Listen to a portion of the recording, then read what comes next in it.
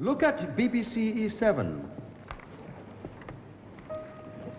It is a document which purports to deal with sharp bulls. And it starts off, this document is set out to inform us about the events of a very tragic day in our history, the 21st of March, 1960. On this day, scores of defenseless blacks, men, women, and children were massacred because they wished to register their rejection of the notorious pass laws. Have you got that? Yes. And did you find the expression that these atrocities were committed every day as part of a predetermined plan? That could have been there, yes. Now, that sort of talk, what effect do you think that sort of description of the whites is going to have on the blacks who would read that? Well, I think you should know that in politics, like in poetry, there is license for what one might call justifiable exaggeration. This is a bit of political license. I think that you, personally, have a particularly fine command of English. Now, that type of sentiment, you in SASO and BBC seriously believe that that is the intention of the government and the system?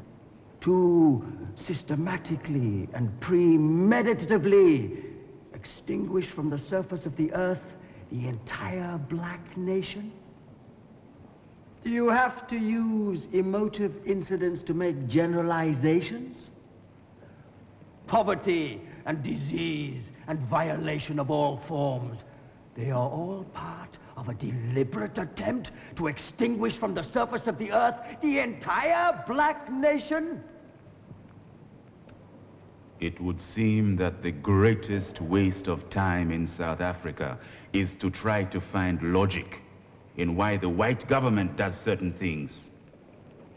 If nothing else, the constant inroads into the freedom of black people.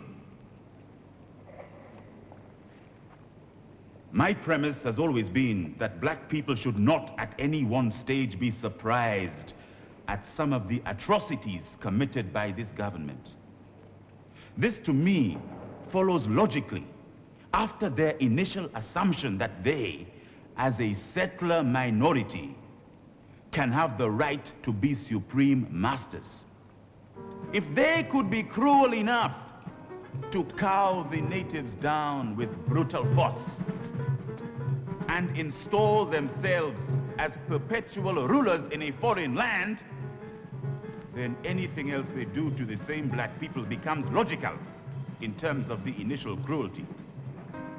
To expect justice from them at any stage is to be naive.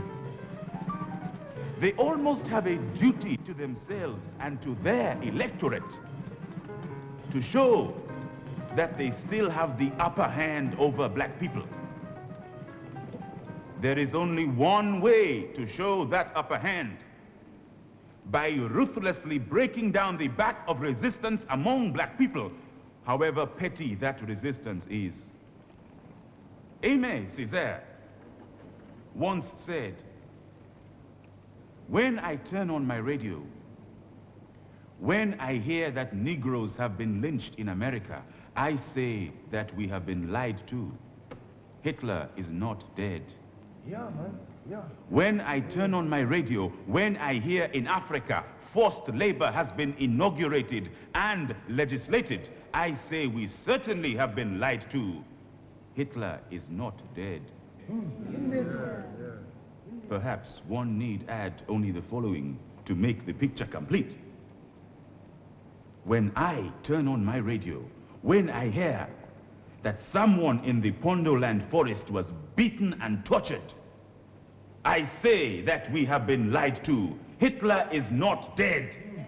When I turn on my radio, when I hear that someone in jail slipped on a piece of soap, fell and died, I say that certainly we have been lied to. Hitler is not dead. He is likely to be found in Pretoria.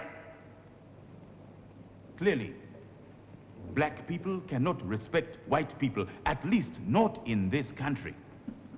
There is such an obvious aura of immorality and naked cruelty in all that is done in the name of white people that no black man, no matter how intimidated, can ever be made to respect white society.